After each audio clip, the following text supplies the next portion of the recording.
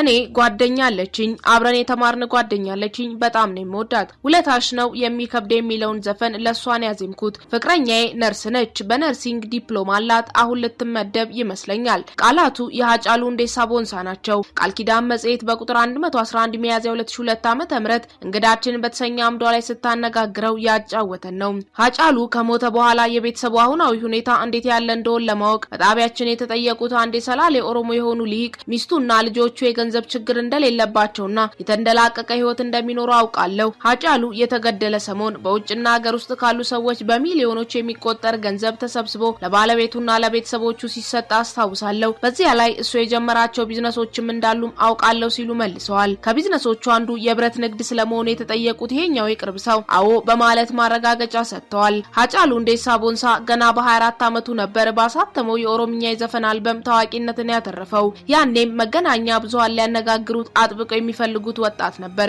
ብዙ ቃለ መጠይቆችንም ሰጥቷል እኛም ሰነዶችን ስንፈትሽ ሃጫሉ ስለራሱ ስለ ሙዚቃ ስራው ስለደረሰበት ስኬት በአጠቃላይም ስለ ህይወቱ የሰጠውን ቃለ መጠይቅ በመጽሔቷ ላይ አግኝተናል ያንን ቃለ መጠይቅ የሰጠበት ሚያዝያ 2002 ዓ.ም ወደ ሳውዲ አረቢያ ለመጓዝ በሚዘጋጅበት ወቅት እንደነበር መጽሔቷ ጽፋለች ጉዞው ለኮንሰርት ነበር ተብሏል ሃጫሉ ቀጣይ የምታደምጡትን ቃለ ምልልስ የሰጠው ከመሞቱ 10 አመታት ቀድሞ መሆኑ ነው የቄሮ አመጽ የ2010 ዓ.ም ለውጥና የሃጫሉ ሁንዴሳ የትግል ዘፈኖች ገና ነበሩ ቃለ ምልልሱም ይበልጥ ስለ ፍቅርና ህይወት መግለጹ ለዚህ ይመስላል እነሆ ለማህበራዊ ትስስር ገጽ ታዳሚዎቻችን በሚመች መልኩ ሃጫሉ ሁንዴሳ ቦንሳ ከቃል ኪዳን መጽሔት ጋር ያደረገውን ቃለ መጠይቅ እንደሚከተለው አድርገን እናቀርበዋለን ከቃለ መጠይቁ በኋላም ስለ ገዳዮቹ የምንላችሁ ነገር አለን ሃጫሉ የናፈቃችሁ ሁሉ አብራችሁን ዝለቁ ተወልጄ ያደግኩት በምዕራብ ሸዋ ዞን አምቦ ከተማ ነው እስከ 12ኛ ክፍል የተማርኩትም አምቦ ውስጥ ነው አምቦ የመጀመሪያ ደረጃ ትምህርት ቤት አዶሊበኒ የሚባል ትምህርት ቤትና ጨሪ የሚባል ትምህርት ቤት ነው የተማርኩት ሃይስኩል ደግሞ አምቦ አጠቃላይ ሁለተኛ ደረጃ ትምህርት ቤት ነው የተማርኩት ቤተሰባችን ውስጥ 7 ወንዶችና ሴቶች ሲኖሩ እኔ አራተኛ ልጅ ነኝ አባቴ ሙዚቃ ስለማይወድ ዩኒቨርሲቲ ገብቼ እንድመረቅ ነበር የሚፈልገው የተሻለ ግን እግር ኳስ እንድጫወት ይወድ ነበር አሁን አልበም ከሰራው በኋላ ግን ምንም አይመስለውም ትምህርት ቤት ያለው ለሰው ስዘፈን የሚያበረታቱኝ አስተማሪዎችና ተማሪዎች ነበሩ ትዝ ይለኛል በጋሻው ተፈሪ የሚባል የባህል ዘፋኝ ከአዲስ አበባ አምቦ የመጣ ናይት ክለብ ይሞካክር ነበርና እኔን አምቦ ትውልድህን አድን የሚባል ጸረ ኤድስ ክበብ ውስጥ አገኘኝና ናይት ክለብ ውስጥ ጃም ያስደርገኝ ያግዘኝ ጀመር እሱ ኦሮምኛ አይሰማም መድረኮች ሲኖሩ ክፍለ ሀገር ይወስደኛል ወደ አዲስ አበባም ያመጣኝ ነበር ናይት ክለብ ውስጥ እየሰራው 95 ዓመተ ምህረት ችግር ይገጥመኝና እስከ 99 ዓመተ ምህረት ጭራሽ ከሙዚቃ ተለይቼ ነበር ወይኒ ቤት ነበርኩኝ ከ4 አመት በኋላ ከወህኒ ስወጣ ነው ሙዚቃን እንደገና የጀመርኩት እነዛ የታሰርኩባቸው 4 አመታት አስተማሪዎቼ ናቸው እኔ አሁን 24ኛ አመቴ ጨርሼ ወደ 25 እየተሸጋገርኩ ነው በቂ ትምህርት አግኝቼ ነው የወጣሁት እስር ቤት መጥፎ ነው ጥሩም ነው ሲበዛ መጥፎ ነው ተመጣጣኝ ሲሆን ደግሞ አስተማሪ ነው የምትሞትበት ቦታ ሳይሆን ራስን የምታርምበት ቦታ ነው እኔ ስታሰር ተማሪ ነበርኩ ሚስትና ልጅ የለኝም በርግጥ እኔ ጓደኛ አለችኝ አብረን የተማርን ጓደኛ አለችኝ በጣም ነው የምወዳት ውለታሽ ነው የሚከብደው የሚለውን ዘፈን ለሷን የዘፈንኩት ፍቅረኛዬ ነርስ ነች በነርሲንግ ዲፕሎማ አላት አሁን ልትመደብ ይመስለኛል እዛ እስር ቤት ውስጥ የነበሩ ግን ልጅ ያላቸው አሉ ቤተሰብ ያለው አለ እኔ እዛ ሆኜ ልቦለዶችን አነብ ነበር እጽፍ ነበር ምናልባት እኔ ከተፈረደብኝ ብዬ እጨነቅ ነበር እንደማይፈረድብኝ ደግሞ አውቅ ስለነበር እኔ እንደ አስተማሪነቱ ነው የወሰድኩት ስወጣ እንደውም ከዛ ነው ያለምኳቸውን ነገሮች ማሳካት እንዳለብኝ የገባኝ መማር እንዳለብኝ አውቅ ነበር እኔ ወህኒ ስገባ ከኔ ጋር የተማሩ ልጆች ተመርቀው ስራ ይዘው ነበር ወዲያው ካቆምኩበት ጀምሬ በመማር ዩኒቨርሲቲ መግባት እድል ገጥሞኝ ነበር ዩኒቨርሲቲው ከስራው ጋር አይሄድም ብዬ ዘንድሮ ተውኩት ሙዚቃ ለኔ ፍላጎትም ነው እርካታም ነው ሙዚቃ ሆነ ኪነ ጥበብ አብሮ የሚፈጠር ነገር ነው ያ አብሮ የሚፈጠረው ነገር አብሮ ያድጋል አብሮ ያድግና ካንተ ጥረት ጋር ለስኬት ይበቃል ተሰጦን ማወቅ ከባድ ነው ፍላጎትና ተሰጦ አንድ አይደለም ተሰጦህን አውቀ ጥረት ካደረክ ስኬታማ የማትሆንበት ምክንያት የለም ወጣቶች አይድል ይወዳደራሉ የሚወዳደሩት ሁሉ ግን ይችላሉ ማለት አይደለም ለሙዚቃ መፈጠር አንድ ነገር ነው ጭራሽ ሙዚቃን ሳይሰሙ አይድል የሚወዳደሩ አሉ ይሄ ትክክል አይደለም ወጣቶች ተሰጧቸውን አውቀው ጥረት ካደረጉ ውጤታማ የማይሆኑበት ምክንያት የለም እኔ ለ12 አመታት ያህል በሙዚቃ ውስጥ ኖሬያለሁ በእነዛ አመታት ውስጥ ብዙ ጣውረዶች ሊያጋጥሙ ይችላሉ የመጀመሪያ ካሴቴን በቅርቡ ነው ለህዝብ ያደረስኩት ሙዚቃ ለመስራት ግጥምና ዜማ ያስፈልጋል እነዛን ለማግኘት ደግሞ ገንዘብ ያስፈልጋል ገንዘብ ማግኘት ቀላል ባይሆንም እኔ ግን እግዚአብሔር ይመስገን ይሄን ያህል አልተቸገርኩም የኔ ካሴት ላይ ካሉት 12 ዘፈኖች የ9ኙ ዘፈን ግጥምና ዜማ የራሴ ነው። ሁለቱ ላይ ግጥሙ የጓደኛዬ ነው፣ ዜማው ደግሞ የኔ ነው። ግጥም ከመግጠሜ በፊት በምን አይነት ጭብጥ ላይ መግጠም እንዳለብኝ ያስጨንቀኛል። ጭብጡን ካገኘው በኋላ በጭብጡ ውስጥ ያለውን ድራማቲክ ፓርት በመጠቀም ግጥሙን እገጥመዋለሁ። ጭብጡን ነው የምቸገረው። ካገኘሁት በኋላ ስክሪፕቶና ወረቀት ሳላገኝ እንዲሁ በራሴ ጊዜ የምገጥምበት ጊዜ አለ። ወረቀት ላይ የማሰፍረው እንዳረሳው ብቻ ነው። ቦታ ግን አልመርጥም። ህይወት በጣም አስቸጋሪ ነው። የሰው ልጅ በምድር ላይ ሲኖር መስዋዕትነት የሚከፍለው ህይወቱን ለማቆየት ነው። ህይወት ከእግዚአብሔር ዘንድ አደራ የተሰጠች ነች። ህይወት በእግዚአብሔር እጅ ናት። ሲፈልግ ይወስዳታል፣ ሲፈልግ ይሰጣል። ህይወት ለኔ ምርጥ ናት። ህይወት ለኔ ላይፍ ናት። ፍቅር ለኔ ቁም ነገር ነው። ፍቅር ከሌለ የሰው ልጅ ተስማምቶ መኖር አይችልም። በኔ ዘፈኖች ላይ በአፋን ኦሮሞ ስለ ውለታ ዘፍኛለሁ። በአፋን ኦሮሞ ለመግለጽ ያህል ኦልማንኬቱን ፋቴ ውለታሽ ነው የከበደኝ የሚል ዘፈን አለ።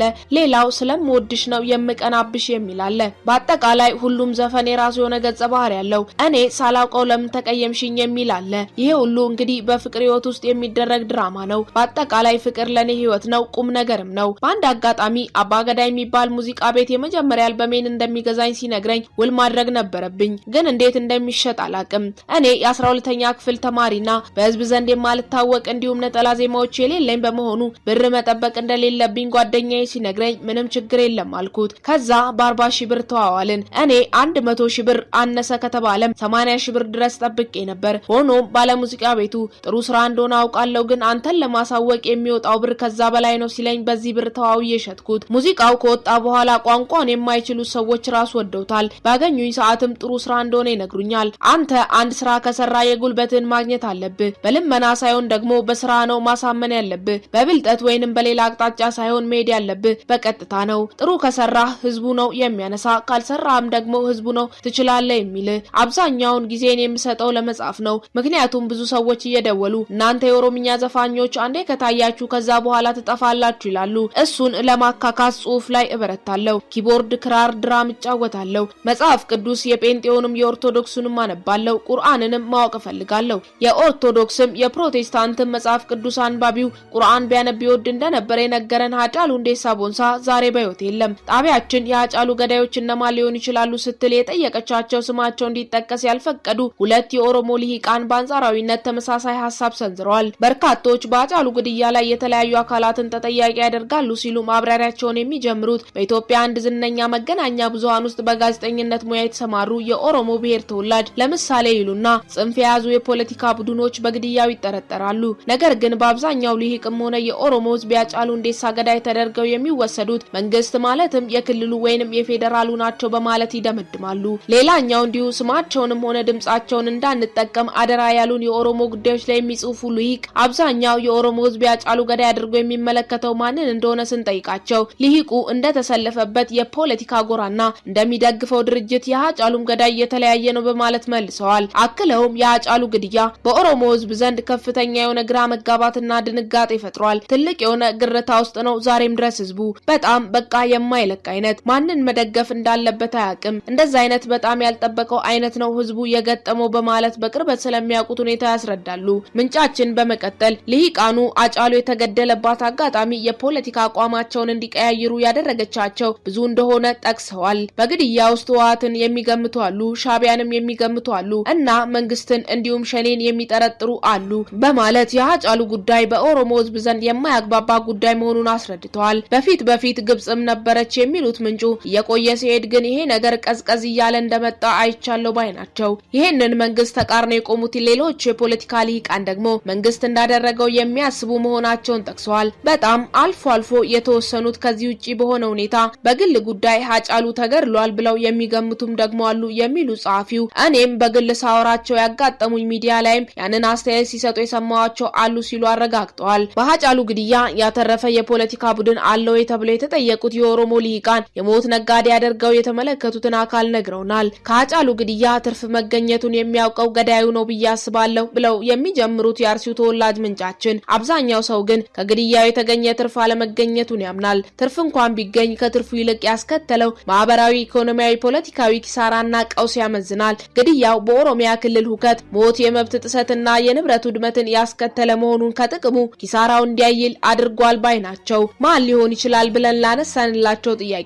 የሃጫሉን የፖለቲካ አመለካከት አካሄዱ ያለው ተቀባይነት ለህልውናችን አደጋለው ብሎ የሚያምን አካል ነው። ይህ ቡድን ማን መሆኑን ለማወቅ የሃጫሉን የፖለቲካ አመለካከት ማወቅ የሚረዳ ይመስለኛል። የሃጫሉን ግድያ ተከትሎ በዕለቱ ለስር የተዳረጉ ተጽዕኖ ፈጣሪ ፖለቲከኞች ለምን ታሰሩ? ግድያው ሆን ተብሎ የተፈጸመ መሆኑ ጥርጥር የሌለው ጉዳይ ነው። የሃጫሉ ኢላማ መደረግ አጋጣሚውን በመጠቀም ፖለቲከኞችን ለማሰርና ዝም ለማሰኘት ያስቻለ ክስተት ነው። ለዚህ ማረጋገጫ ተጠርጣሪ የነበሩ አካላት ነፃ መለቀቃቸው ነው በማለት ጦሱን ወደ መንግስት ጠጋ አድርገውታል። ተመሳሳዩ ጥያቄ ቀረበላቸው የባሌ ተወላጅ የኦሮሞ ጉዳዮች ጸሐፊ ያመጣውን የፖለቲካ ትርፍ ቀጥተኛና ኢቀጥተኛ ብለን ልናየው እንችላለን። ለምሳሌ ከመንግስት ሳይድ ሲታይ እነ ልደቱ እነ ጀዋር መሐመድ ሌሎችም ድርጅቶች ያኔ ከመስከረም በኋላ መንግስት የለም ብለው ይናገሩ ነበር። አንቀበልም፣ ህገ መንግስቱ ያንን አይፈቅድም ይሉ ነበር። ስለዚህ መንግስት ስጋት ነበረበት። የሃጫሉን ግድያ ተከትሎ ግን እኒህን ግለሰቦች ወደ እስር ቤት በማስገባት ስልጣኑን በሚያስተማምን ሁኔታ ላይ ይዞ መሄድ ችሏል ብለው ይጀምራሉ። ያክሉና እንግዲህ ፖለቲክስ ውስጥ ስዊም ዊዝ ዘ ታይድ የሚባል ነገር አለ። ከማዕበል ጋር መደነስ ወይንም በማዕበል ውስጥ መደነስ ማለት ነው። አብይ ብዙ ጊዜ እንደዛ አይነት ስትራቴጂዎችን ይከተላል። የሆኑ ከባባድ ሀገራዊ ሁነቶች ሲፈጠሩ ለሱ በሚጠቅሙ መንገድ ይጠቀመዋል። ቀድሞ ይሰራቸዋል ወይስ ደግሞ ልክ ሲፈጠሩ ይጠቀምባቸዋል የሚለውን ለይቼ አላቅም። ግን ከአብዛኞቹ ከሰኔ 15ቱ በአማራ ክልል በተፈጠሩት የክልሉ ከፍተኛ ኃላፊዎች ግድያ ጀምረን በብዙ ልናነሳ የምንችላቸው ያንን አይነት ነገሮች ያደርጋል። ስለዚህ ያ በወቅቱ በመንግስት ሳይድ እንደነሱ አይነት ጥቅሞች ነበሩ ብሎ ማሰብ ይቻላል። ቄሮን በማዳከም ያንን ተከትሎ በርካታ ሰዎችን በማሰር እስክንድር ነጋን ጨምሮ ከበድ ያሉ እርምጃዎችን በመውሰድ መንግስት እንደ መንግስት በጸጥታው ነገር ላይ ከዛ በፊት በተለያየ አጋጣሚና ቦታዎች የሆኑ ሁነቶች ሲፈጠሩ በጣም ዝም የማለት አይነት ነገር ነበር እና ብዙ ሰዎች